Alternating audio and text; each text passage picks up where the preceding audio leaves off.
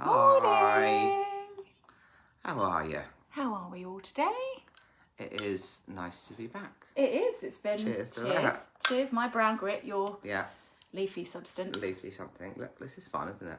Is that like a little fish? No, it's a leaf. Oh, it's a leaf. Oh, it's actually a leaf. Yeah, Okay. a leaf for leaves. A leaf for leaves. Yeah. There we go. Beautiful. We have had half term Yep. and I've had surgery. Yes, you So have. we've been absent. We have. But And here you we are. have. Yeah. I'm still a bit absent, to be honest. If I'm We being real. spent 10 minutes trying to balance these phones on something, Yeah. which is just. If you could see our setup, I mean, Yeah. we've gone through everything. Children's chairs, books, Yeah. a lantern. A lantern. And That didn't currently work. they're propped up on a spray bottle and a water bottle. And this seems to be working. And if you hear a noise, it's Luke's dog. She won't settle. She's excited because we have company. Yeah. Bless her. All right. Hello. Hello. So we're going to talk about rest, aren't we? Because that seems like an apt topic. It is topical. It's topical for many reasons. Obviously, last week I've been forced to rest through medication. Yes. Have you been resting through medication? Been No. drugged off my face, quite Just been frankly. drugged. Yeah, frankly. I had quite an amusing scenario actually. Just somebody messaged me just after my surgery about yoga and wanted to pay for a block of yoga classes. And I was so off my head, I couldn't do the maths. All I had to do was 7 times 10. And they paid me 70 quid. And I messaged them like, I'm really sorry, it's £150. And then I was like, oh wait, ignore me. I'm off my head, sorry. It's my maths. You work it out and put a payment in my account. Yeah, That's it was so quite funny. funny. He Poor just thing. messaged me back, he was like, I was like, sorry. Just ignore me. Did he know that you were Yeah, convalescing? I was going to say, if Yeah, he no. didn't, he just thinks you're a weirdo. It was literally as I woke up from my surgery, pretty much. Oh, So I bless think I was still under the. Why were you even messaging people? Oh, you know, I never stopped working. Okay, so that leads us Rest. back to rest, doesn't it? Oh, full circle conversation so, already. Yeah, there we go. So, you know, you decided to talk about rest, and I'm always happy to talk about anything well-being. What is it that made you think about rest? Because I've just had to force myself to have a week off, and even on Saturday I went to like a kids party, and then prior to that I had to go to a couple of shops to find an outfit for said kids party, and then I was done in, absolutely done in, and I thought, this is ridiculous. I've done nothing really, but I guess I don't stop easy, and as I've just described, I wake up from anaesthetic and I'm texting someone about work. Yeah. So I preach about it all the time. Yeah. Do I practice it? Yeah. I just feel lazy all the time. But I know that I need to lean into it. Sorry, go on. Yeah. No, I was going to say that's an interesting one. I think a lot of us feel lazy when we're not productive. Yeah. You know, I think last year at some point I shared a post of this great piece of artwork, which was relax and ignore the false sense of urgency. Yeah, it is such a false sense, isn't it? It really is, isn't it? We always feel we should be, got to keep going, got to keep being productive. This idea of being useful somehow, tied to self-worth maybe, like we feel we need to be. So I heard a radio advert yesterday, and it was for schools, and it said something along the lines of, oh, my child has a runny nose and a cough, do I send them to school or not? And then it said, go on this website, check out their symptoms, make a decision. But the whole premise of it was, the ending was attendance is important.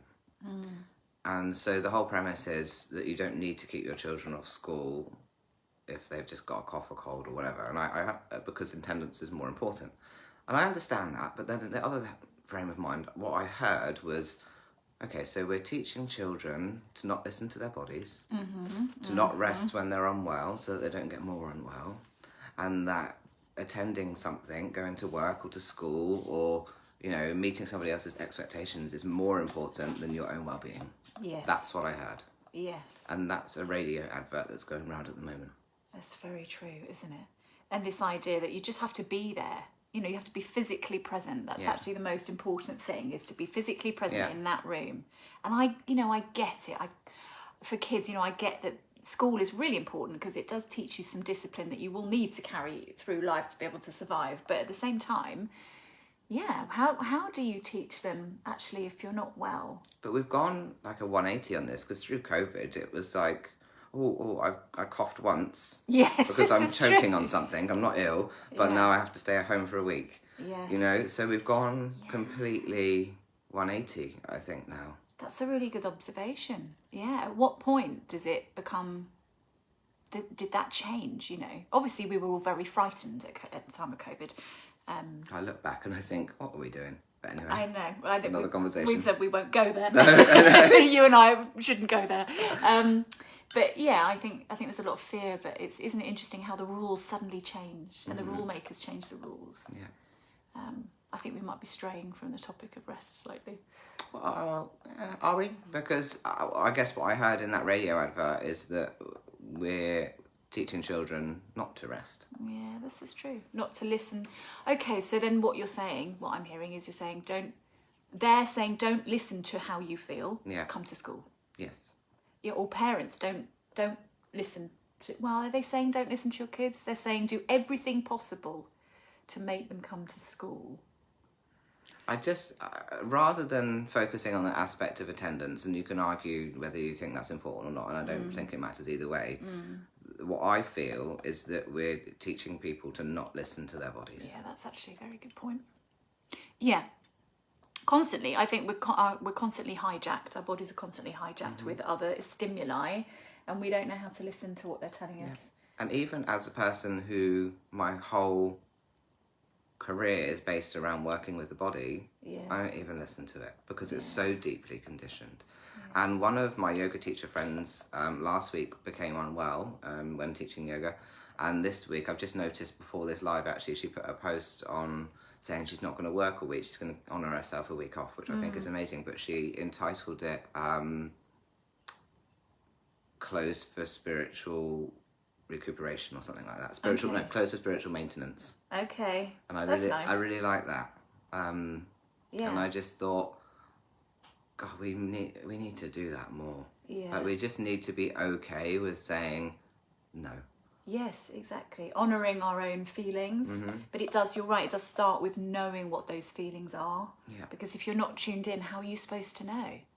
And that's what leads to burnout, isn't it? Exactly. And we talk about burnout a lot, don't we? Yeah, we do, because we've both experienced it in our own way. And I think if you don't know, the thing is, hindsight is always 20/20, isn't it? You can look back and go, actually, that happened. I was feeling this constant ball of anxiety, for example. That was me. I felt constantly anxious, couldn't sleep, I wasn't eating properly, I wasn't drinking enough.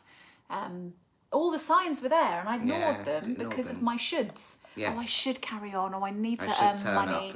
Yeah, exactly. It was turn up and show up. Mainly earning money and feeling accountable to other people. I think for me was the not letting anyone down. And it's funny because I've just been writing about this for my new website copy, and actually that story is so interesting because what happened was, the world kept turning. I dropped everything because I had to, and it was all fine. I had an old boss once that said to me, Luke, what's the worst that's going to happen? It's like, if you don't do this thing, if that thing doesn't get done, and maybe it has a knock-on effect, but no one's going to die. No, exactly. It's not like we work in the medical field, for example, responsible for people's lives. No one's going to die if it doesn't happen. And I really changed after that conversation, because my mentality, because I'm such an urgent person. Are you? I will always respond to things straight away. Yeah. No matter what day or night, and I will always, if I've got something, I'm not going to stick it on a to-do list and wait like a month to do it. I'll just do it. Just do it. But that's really hard to step back from. Do you think you could do little things to step back from it? Because that's how you break a pattern, isn't it? You try little things that are slightly different and see how it feels, and then you kind of build up. And I'm not saying you build up to like just mic dropping everything, but bye everybody. Yeah. But there might be some little tweaks. All of us could try a few little changes that make us feel just a bit better. I'm just trying to think what it could be. It could be, I'm not going to respond to that email today. I'm going to do it. I'm going to set it aside for tomorrow. Or I don't know, I missed a phone call from someone. I'm going to call them later. Or I'm just going to watch a half-hour episode of my favourite show just to unwind. 4 hours later. 4 hours later. Full of sweets and waking up from a nap. Yeah. I do think we need to rest more. There was another quote that came into my head, and it's vanished, but I'm sure it will come back in a minute. No,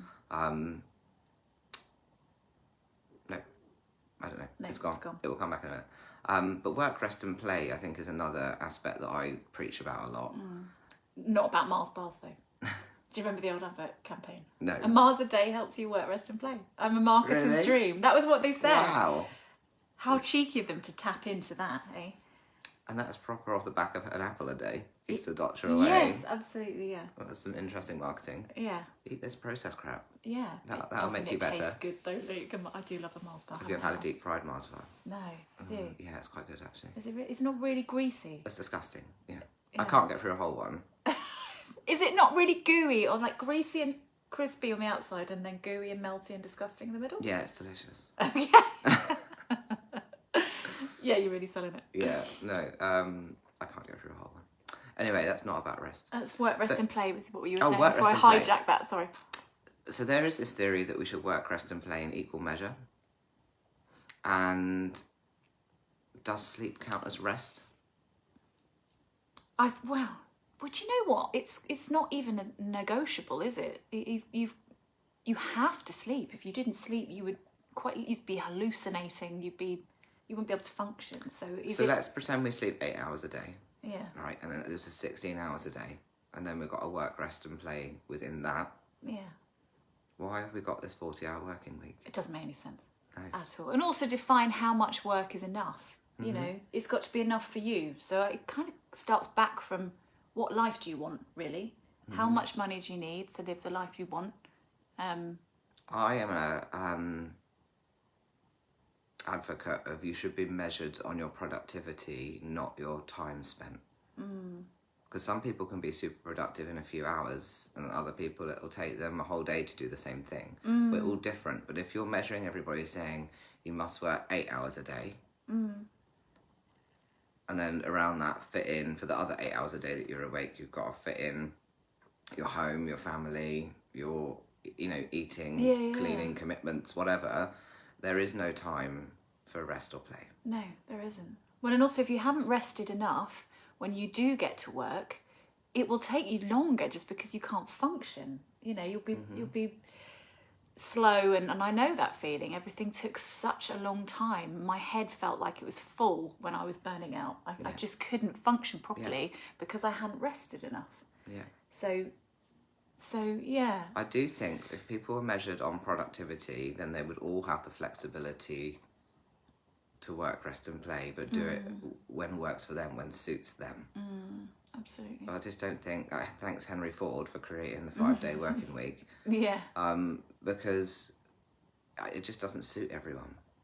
I think this is interesting because there are bits, I don't know about you, but there are bits I do miss of being fully employed. I miss the ability to drop my work when I leave it. Do you know what I mean? You leave an office, you can legitimately leave your work behind, whereas A lot of people don't though. Well, this is true.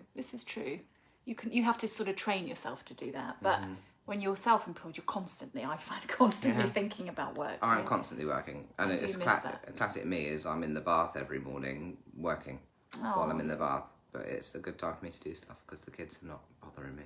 Well, this is true. Does it feel good though? Are you happy to do that? I think so, because it's not like I'm sat in my bath doing my accounts or something. But I'll be putting out a few posts or responding to a few things, or but the things that take minutes or even seconds in some cases, but it's a time and space for me just to stop and do that. Yeah, that's fair enough. But that's how I work. I operate by squeezing things in. 2 minutes here, 2 minutes there. I don't need to sit and block out a whole day to do something. But that's the way that I work. So we're all different, and I think this is my point. I think the 5-day working week doesn't work particularly for parents or caregivers. No, God. And I think particularly for women, if you have to grow a baby and pop it out, I mean that's a whole thing in itself. Yes. And then to try and have to think about how am I going to work around that. It's really hard. And we're lucky in the UK that we have pretty decent maternity leave, but for example in the States they get less than a month. I think. I was only thinking about that last night. I'm watching the morning show on Apple at the moment. I've just got into it. It's amazing. And their work ethic is nuts over there. I mean, they're lucky if they get 2 weeks a year holiday. Yeah, absolutely. Their maternity is rubbish, and then their hours are, from what I know, are really, really long. So There was normally a guy 5 or 6 days a week. Yeah, exactly. One of the guys that I was watching, I was talking to my husband about it. We're trying to figure out how long has he actually been at work. So he gets to work probably about 4 a.m. because it's a TV breakfast show, and he was still there at 8 o'clock at night. And I'm like, that's not healthy. But it's all consuming. But and I like that you say not healthy, because I think all of this, and if we think about that example from the radio as well about children going to school, all of it feels to me geared around making people not healthy. Around making money? Is it money focused? Well, of course. I think when people aren't healthy, we then spend money on Mars bars. Or gym memberships that we never use. Or drugs that we don't necessarily need if we were just prevention rather than cure. Alcohol. Numbing, yeah. And I think it is commercial. I do feel that right from an early age we're conditioned that we must do. And we must do everything else around the doing. Okay, that's an interesting one. Yeah, I think you might be right. To be productive. Well, again, which is kind of why I slightly take issue, I think, with the word productive. I know what you mean. Yeah. Productivity is probably better than just arbitrary amount of time spent in an office. But you have to define that again. What is enough? And the thing is, and if we don't, are we considered to be lazy or not contributing to society or a freeloader or whatever? You know. But here you and I are not really. We work, but we don't honour a traditional 9 to 5. No. But it works better for us because that's the people that we are. Exactly. And there are other people that a 9 to 5 will work for. But I just think that to say we all should do the same thing, and I think schooling is really terrible for this. Even homework, I'm really anti-homework. And my husband's like, don't be one of those parents. He would say that, I think. Yeah, but I think that's just encouraging us to work from home when we're older.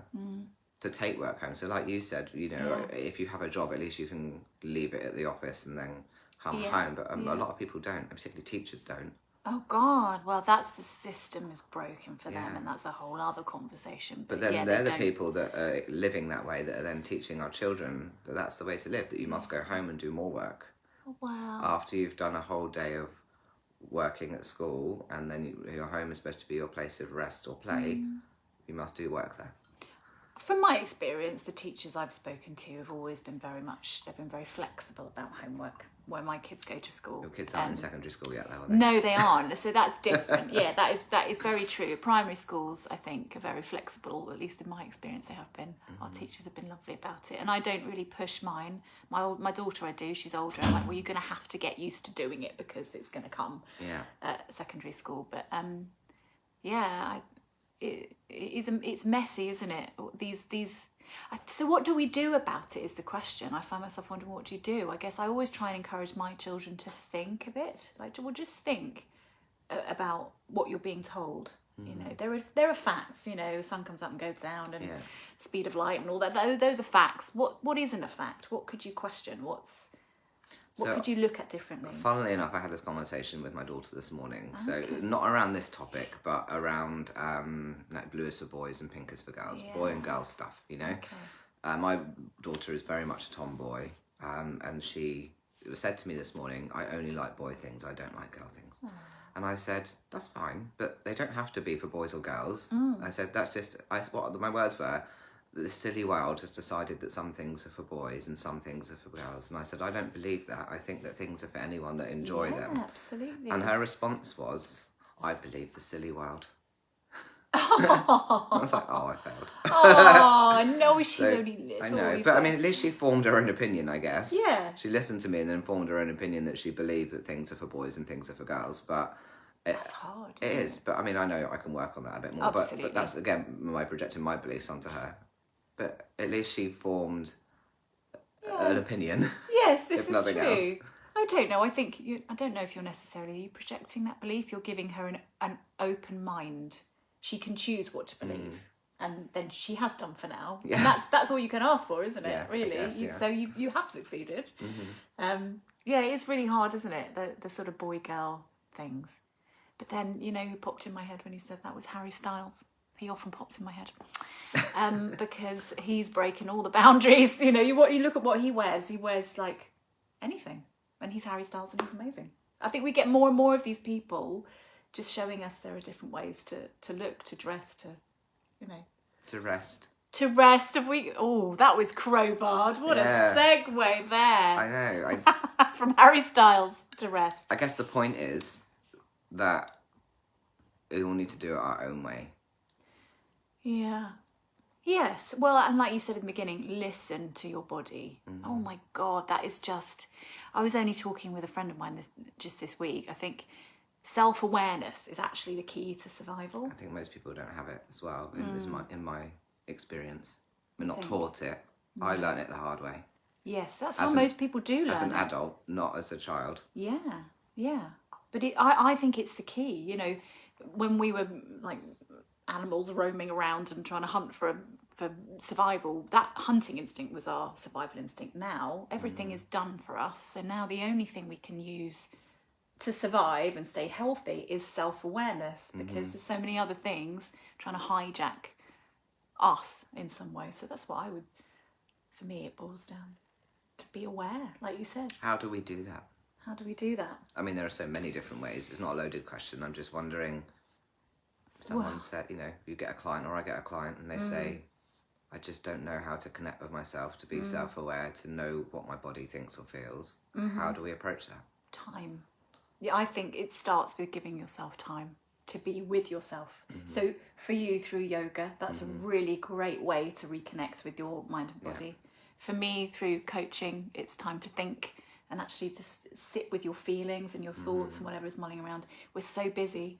We do so much. If you don't stop and feel and think and reconnect, you won't reconnect. You can't, you know. So, and sometimes it is those big events in life, like someone dying or burnout or whatever, that makes you stop and actually, reconnect, because you have to for your own survival. Your sanity. Yeah. Cheers to sanity. Cheers. Deep, man. I don't have a clue what the time is or how long we've been talking. No, don't know. Can't see a clock. Don't know. Are we organically done with this conversation? We are organically winding up now. Excellent. So let us know what you think about rest. What are the things that you do for rest? Top tips. How important is rest to you? Yeah. Do you honour your work, rest and play? Do you eat Mars bars? Do you eat batter Mars bars? The most important question. All right. Nice to see you all. Back again next week. We'll let you know when. See ya. Bye. Have a good week.